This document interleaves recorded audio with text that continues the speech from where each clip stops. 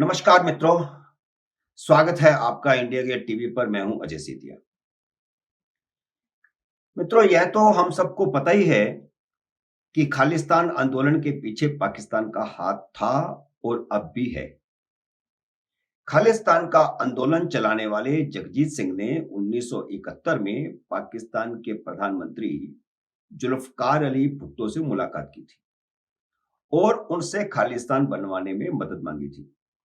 भुट्टो ने बांग्लादेश का बदला लेने के लिए उन्हें हर तरह की मदद का आश्वासन भी दिया था।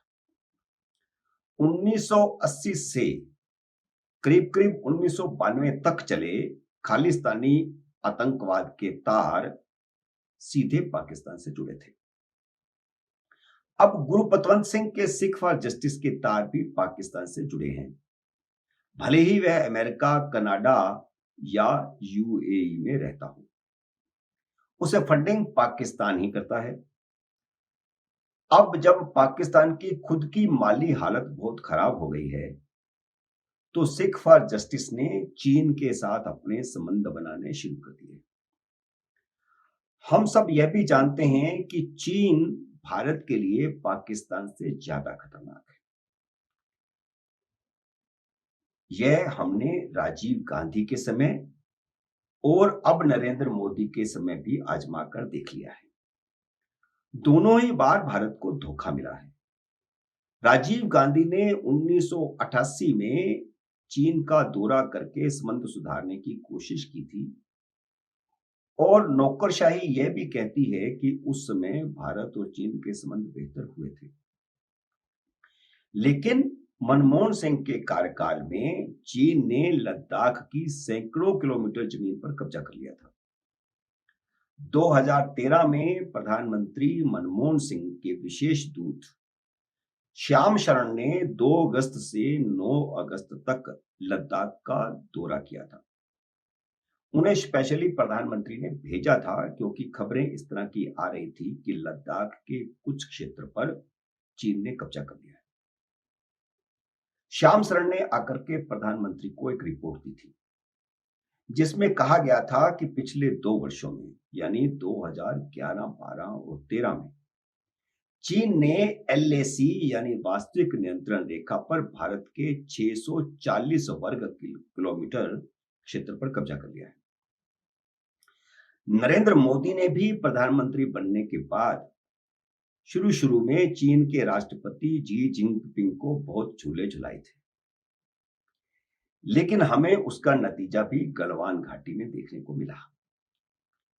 इसलिए सिख फॉर जस्टिस को लगता है कि भारत के खिलाफ चीन उसका नया सहयोगी देश हो सकता है और ज्यादा मददगार हो सकता है।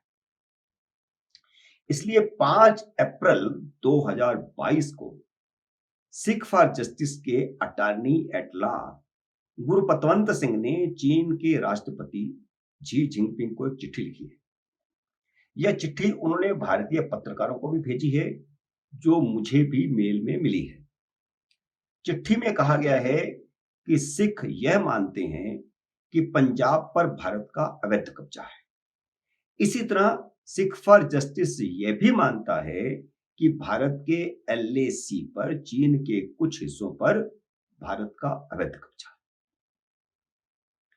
चीन से इस चिट्ठी में कहा गया है कि भारत पर हमला करके नियंत्रण रेखा के उन हिस्सों पर कब्जा वापस लेने का यह उपयुक्त समय है, क्योंकि यूक्रेन रूस युद्ध में भारत रूस का साथ दे रहा है, जिस कारण अमेरिका भारत से खफा है। अमेरिका और यूरोपियन देशों ने रूस पर जो प्रतिबंध लगाए हैं, उनका असर भारत पर भी होगा। इसलिए यही वह वक्त है जब चीन को भारत पर हमला करके अपनी जमीन वापस लेनी चाहिए। और हम सब यह जानते हैं कि गलवान घाटी और उसके आसपास लद्दाख के कई क्षेत्रों में और अरुणाचल में भी नियंत्रण रेखा के आर पार कुछ स्थितियां साफ नहीं है कि कौन सी जमीन चीन की है, कौन सी जमीन भारत की है। इसी विवाद को हल करने के लिए कई दौर की बातचीत हो चुकी है और चीन जो बार बार आगे बढ़ता है, तो उसका दावा यही होता है कि वह जमीन उसकी है, और सिख फॉर जस्टिस ने यही कहा है कि वह जमीन उनकी है, यानी चीन की है। सिख फॉर जस्टिस ने अपनी चिट्ठी में अमेरिका के उप सुरक्षा सलाहकार दिलीप सिंह के मार्च के आखिरी दिनों में भारत के दौरे की उन रिपोर्टों का लिंक भी भेजा है, जिनमें कहा गया था कि अगर इस समय चीन ने भारत पर हमला किया तो रूस उसकी मदद नहीं करेगा। दिलीप सिंह ने हाल ही के भारत दौरे का मकसद भारत को रूस का समर्थन जारी रखने पर भविष्य में होने वाले नतीजों से आगाह करना बताया था। इनमें से एक मुद्दा यह भी था कि अगर यूक्रेन रूस युद्ध के समय भारत खुलकर अमेरिका और पश्चिमी देशों के साथ खड़ा नहीं होता तो आने वाले समय में वह घाटे में रहेगा, क्योंकि अगर चीन ने एलएसी पर आगे बढ़ने की कोशिश की तो उस समय ना रूस भारत का साथ देगा, ना अमेरिका भारत का साथ देगा। यह बात सही है कि दिलीप सिंह ने भारतीय कूटनीतिज्ञों से बातचीत में यह बात कही थी, और इसके बाद दिलीप सिंह ने कुछ चुनिंदा भारतीय पत्रकारों के साथ बातचीत में भी यह बात कही थी। दिलीप सिंह ने कहा था कि भारत को यह समझना चाहिए कि रूस और चीन ने असीमित साझेदारी की घोषणा की है।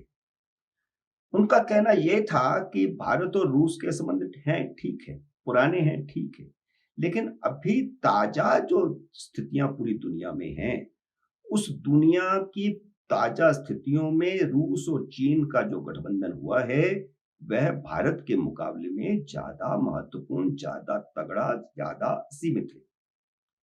इसलिए अगर भविष्य में चीन ने भारत पर हमला किया तो रूस भारत का साथ नहीं देगा। यह बात अमेरिका के उप सुरक्षा सलाहकार दिलीप सिंह ने कही थी। इसी बात को सिख फॉर जस्टिस ने अपनी चिट्ठी में दोहराया है, जो चीन के राष्ट्रपति जी जिनपिंग को लिखी गई है। इसलिए वह भारत को अमेरिका और भारत के साझा हित में समझाने आए हैं, यह दिलीप सिंह ने पत्रकारों को कहा था। गुरु पतवंत सिंह ने जी जिनपिंग को चिट्ठी लिखकर यह भी लिखा है, जो चिट्ठी लिखी है उसमें यह भी लिखा है कि भारतीय सेना में 20% से ज्यादा सिख हैं। यह चिट्ठी का यह पैरा बहुत महत्वपूर्ण है और बहुत खतरनाक है कि भारतीय सेना में 20% से ज्यादा सिख हैं और इनमें से हजारों खालिस्तान आंदोलन के कट्टर समर्थक हैं।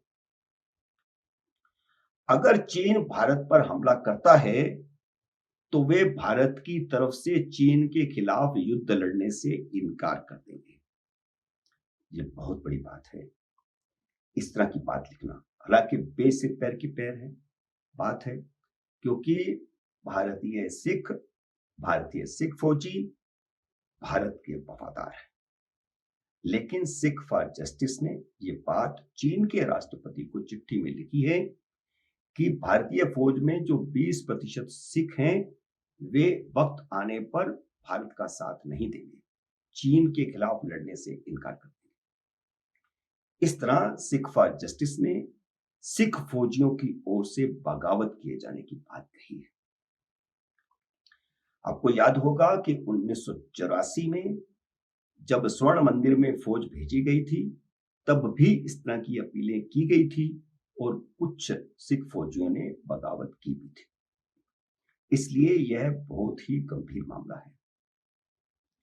मित्रों, हालांकि मोदी सरकार ने सिखों को भारत के खिलाफ भड़काने वाले सिख फॉर जस्टिस के यूट्यूब चैनलों और अन्य सारे मीडिया संसाधनों पर रोक लगा दी है, प्रतिबंध लगा दिया है, लेकिन पंजाब में आम आदमी पार्टी की जीत के बाद मुख्यमंत्री भगवंत सिंह मान खुद इस तरह की बातें कह रहे हैं जो अलगाववाद को बढ़ावा देती हैं।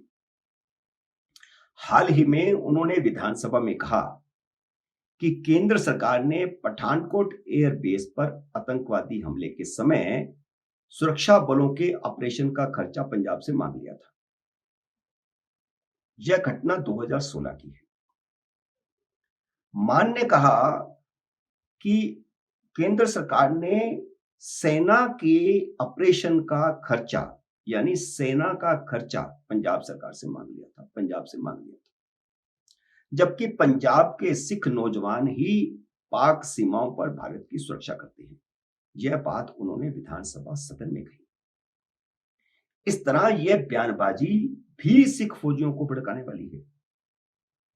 मोदी सरकार को भगवंत सिंह मान के सदन में दिए गए बयान और सिख फॉर जस्टिस की चीन को लिखी गई चिट्ठी की टाइमिंग को देखना चाहिए। यह टाइमिंग एक ही समय की है। उधर विधानसभा में भगवंत मान यही बात कहते हैं और उधर सिख फॉर जस्टिस के गुरुपतवंत सिंह चीन के राष्ट्रपति को चिट्ठी लिख करके यही बात कहते हैं। यह अत्यंत गंभीर मामला है और इसको भारत सरकार को सही समय पर समझने की जरूरत है। कृषि कानूनों के खिलाफ आंदोलन के दौरान और उसके बाद सिख फॉर जस्टिस कई तरह की भारत विरोधी गतिविधियों में शामिल है। 2021 में लाल किले पर खालिस्तान का झंडा फहराने और इसी साल पंजाब विधानसभा चुनाव के दौरान फिरोजपुर में प्रधानमंत्री नरेंद्र मोदी का रास्ता रोकने की जिम्मेदारी सिख फॉर जस्टिस ने ली थी। हिमाचल प्रदेश के कई जिलों में खालिस्तान के झंडों से रैली निकालने की जिम्मेदारी भी सिख फॉर जस्टिस ने ली है। पंजाब में आम आदमी पार्टी की जीत का श्रेय भी सिख फॉर जस्टिस ने लिया है। मित्रों, आखिर में मैं यही कहूंगा कि सिख फॉर जस्टिस की बढ़ती गतिविधियों और आम आदमी पार्टी की गतिविधियों पर निगाह रखने की जरूरत है। उम्मीद है मेरा यह वीडियो आपको पसंद आया होगा।